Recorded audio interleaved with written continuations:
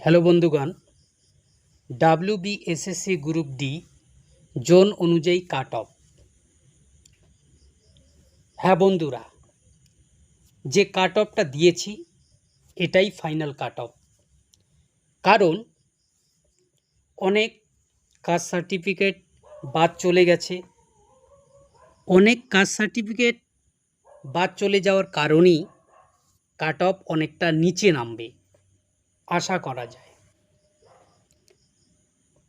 বন্ধুরা, cut off দিয়ে দিয়েছি, একটু দেখে নেবেন। যাই হোক, WBSSC গ্রুপ সিতে যারা 50+ সঠিক স্কোর করেছ, WBSSC গ্রুপ সিতে যারা 50+ স্কোর করেছ, টাইপিং শুরু করো এবং ইন্টারভিউয়ের জন্য প্রস্তুতি শুরু করো। ধন্যবাদ। গুড নাইট বন্ধুগণ, ভালো থাকবেন।